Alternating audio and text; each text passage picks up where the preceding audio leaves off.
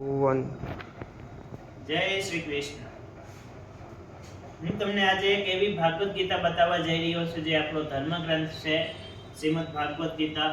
ગ્રંથ તો તમે ઘણા બધા જોયા હશે કે જેને આપણે વાંચી શકાય, પણ આ એક એવો ધર્મ ગ્રંથ છે કે જેને આપણે વાંચી બી શકીએ અને સાંભળી બી શકીએ. ટેકનોલોજીનો ઉપયોગ કરીને બનાવવામાં આવેલો છે આ ગ્રંથ. તો હું તમને બતાવવા જઈ રહ્યો છું. બહુ એકદમ સુંદર અને સરસ રીતે બનાવવામાં આવેલો છે આ ગ્રંથ. તમે જોઈ શકો છો કે કેટલું સુંદર અને આકર્ષક છે.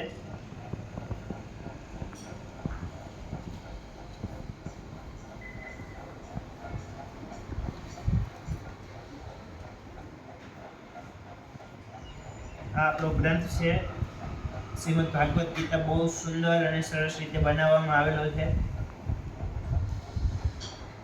આમની અંદર સ્વર્ણ સ્વર વજ્ર છે કે જેનો ઉપયોગ કરીને આપણે ગ્રંથને સાંભળી શકીએ. આ એમનું સ્ટાર્ટિંગ બટન છે. આ ચાર્જિંગ વાળું હોય છે કે આપણે ચાર્જ કરી અને આપણે ઉપયોગ કરી શકીએ. અમે એમને સ્ટાર્ટ કર્યું. આ એનું સ્ટેન્ડ છે. હવે આ ગ્રંથ એટલું સુંદર રીતે બનાવવામાં આવેલું છે કે જોઈ શકો છો તમે. એકદમ આકર્ષક બનાવવામાં આવેલું છે. આ પીપળાનું પાન છે. સાયન્ટિફિક પ્રોસેસ કરીને ઓરિજિનલ પાનને બનાવવામાં આવેલું છે કે ઘણા વર્ષો સુધી, ઘણા સમય સુધી એ ખરાબ નહીં થતું. અને કૃષ્ણ ભગવાન કહે છે કે પીપળાની અંદર મારો વાસ છે, તો પીપળાની પૂજા કરવાથી કૃષ્ણ ભગવાનની પૂજા થયા બરાબર છે. તો આપણે પીપળાનું ઝાડ દરેક જગ્યાએ હોવું મુશ્કેલ છે અને આપણે જઈ બી ના શકીએ, પણ આ ગ્રંથની અંદર આ પીપળાનું પાન મૂકવામાં આવેલું છે કે જેથી કરીને આપણે ભાગવત ગીતાની સાથે પીપળાની પૂજા બી કરી શકીએ. આ ગ્રંથના કન્ટેન્ટ છે 1 થી લઈને 18 અધ્યાય છે. કયો અધ્યાય છે અને કયા પેજ પર છે તે અહીંયા આપવામાં આવેલું છે, બતાવવામાં આવેલું છે. તમે જોઈ શકો છો કે કેટલી સુંદર રીતે ભાગવત ગીતાને બનાવવામાં આવેલી છે. અને આ દરેક ચિત્ર છે એમની અંદર અવાજ મૂકવામાં આવેલા છે.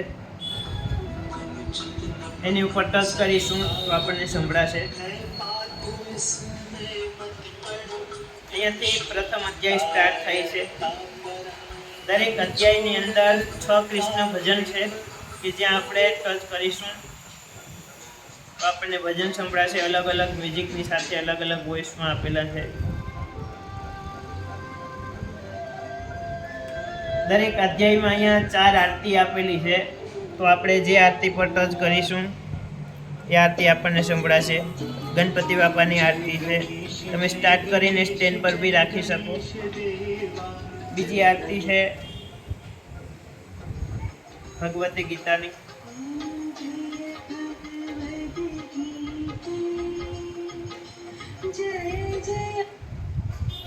જે આરતી આપણે સાંભળવી હોય તેની પર ટચ કરવાથી આપણે સાંભળી શકીશું. અહીંયા મેડિટેશનનું છે. શ્રી રવિશંકર મહારાજ એમના સ્વરમાં મેડિટેશન છે. Let's sit comfortably and easily. અહીંયાથી આપણે મ્યુઝિકની સાથે ભાગવત ગીતા સાંભળી શકીએ. મ્યુઝિકલ ગીતા આવશે.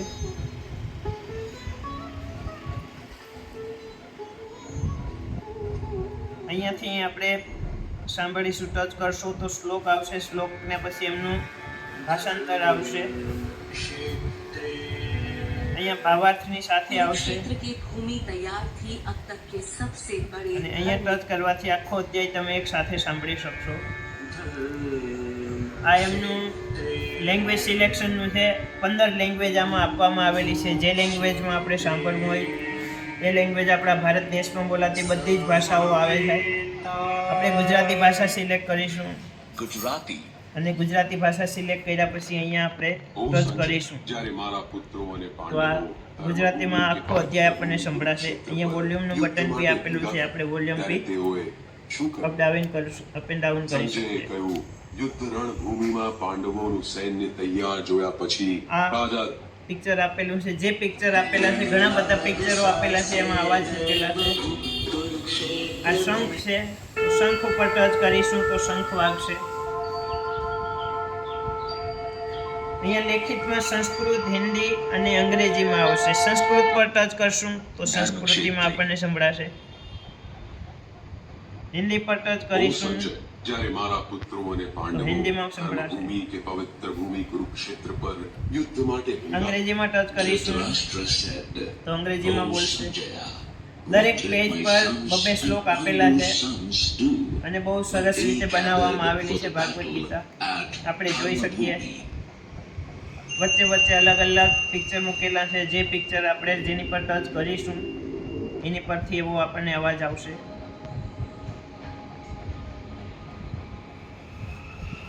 આ ઋષિ તપસ્યા કરી રહ્યા છે તો એમાં એવો અવાજ આપેલો છે.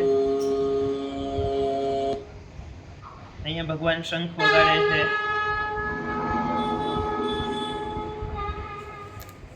બહુ સરસ અને સુંદર રીતે ભાગવત ગીતા બનાવવામાં આવેલી છે. આપણે જોઈએ લાસ્ટમાં કે એમાં બ્રેન લિપિ બી આપેલી છે કે જેમને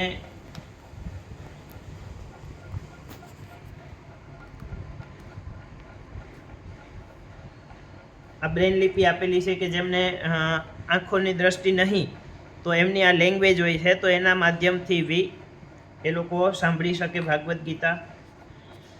અહીંયા આપેલું છે કે who should read the Bhagavad Gita. Bhagavad Gita કોણે વાંચવી જોઈએ યા સાંભળવી જોઈએ? તો દરેક ઉંમરની દરેક વ્યક્તિએ એ ભાગવત ગીતા સાંભળવી જોઈએ. ભાગવત ગીતા આપણને એક જિંદગી જીવતા શીખવાડે છે. દરેક પરિસ્થિતિમાં કેવી રીતના રહેવું જોઈએ તે આપણને બતાવે છે. એક યુવાનથી લઈને એક બાળકથી લઈને મોટી ઉંમરના દરેક વ્યક્તિએ ભાગવત ગીતાનું અધ્યયન કરવું જોઈએ, એમનો પાઠ કરવા જોઈએ. અહીંયા લાસ્ટમાં આપણે ગણપતિ બાપાની આરતી, ગીતા માતાની આરતી, જય જગદીશની આરતી અને કૃષ્ણ આરતી આપેલી છે. તો તમે જોઈ શકો છો કેટલી સુંદર રીતે ભાગવત ગીતા બનાવવામાં આવેલી છે. અને આ ગ્રંથનો થોડો વજન છે, તમે જોઈ શકો છો કે થોડી વજનવાળી છે. તો આપણે ક્યાંય બી જવું હોય તો આટલી વજનવાળી આપણે ટ્રાવેલિંગમાં જતા હોય યા ક્યાંય બહાર જતા હોય તો ઊંચકીને લઈ જવી યા આપણે બેગમાં લઈ જવી થોડી વજનવાળી લાગે છે. તો એની જગ્યાએ આ એક નાની બુકલેટ આપેલી છે કે જેને તમે આ ગ્રંથ સાથે ન લઈ જતા આ નાની બુકલેટ છે, ક્વિક સ્ટાર્ટ બુકલેટ, એને બી તમે સાથે લઈ જઈ શકો. એનાથી બી આપણું કામ ચાલી જશે. અહીંયા 108 કૃષ્ણ ભજન આપેલા છે કે જે ભજન આપણે સાંભળવું છે એની ઉપર તમે ટચ કરશો તો તમને ભજન સંભળાશે. 108 કૃષ્ણ ભજન છે. પછી 18 અધ્યાય છે તો એ તમે 18 અધ્યાય બી અહીંયાથી સાંભળી શકશો.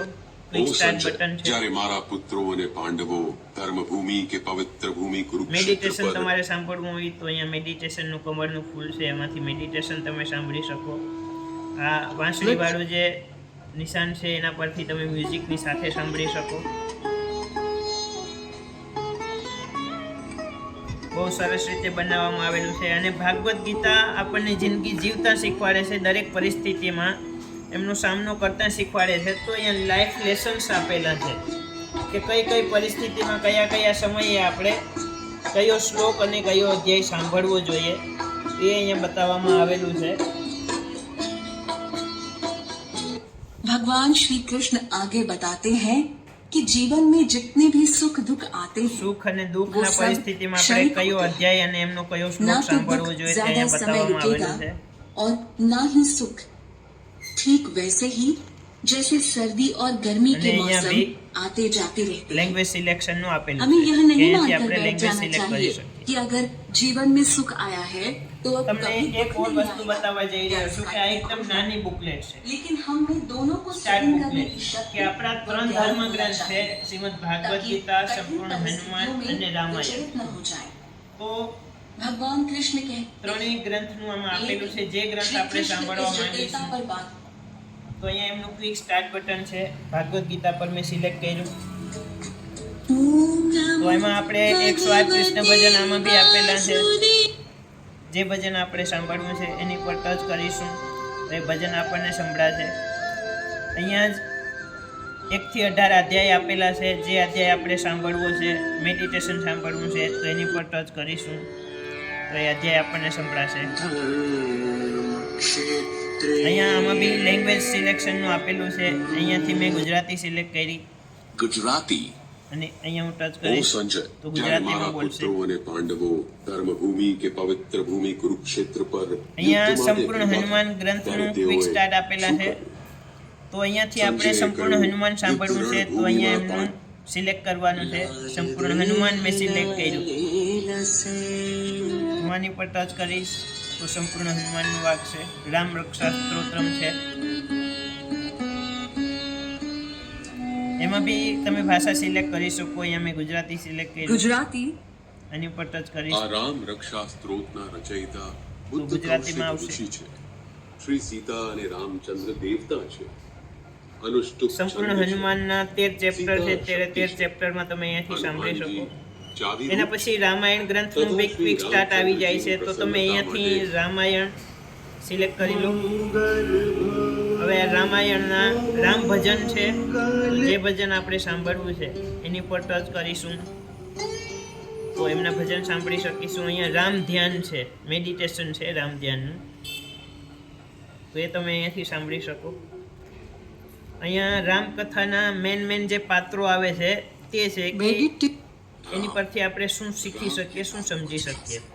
कहते हैं इनका नाम लेना ही एक कदम है અલગ અલગ મેન જે પાત્રો છે એ આપણને શું શીખવાડે છે. जैसे सकारात्मक भाव પછી રામાયણના રામચરિત માનસ છે, એમના 7 કાંડ છે. તો અહીંયા સ્ટાર્ટ બટન છે, ગેટ સ્ટાર્ટેડ. तुलसीदास रामायण बालकांड તેની ઉપર મેં ટચ કરીશ અને પછી અહીંયા સ્ટાર્ટ કરીશ.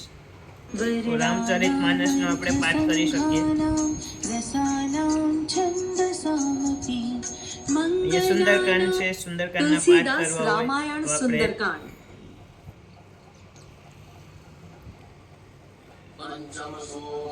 સુંદરકાંડ પાઠ કરી શકીએ આપણે.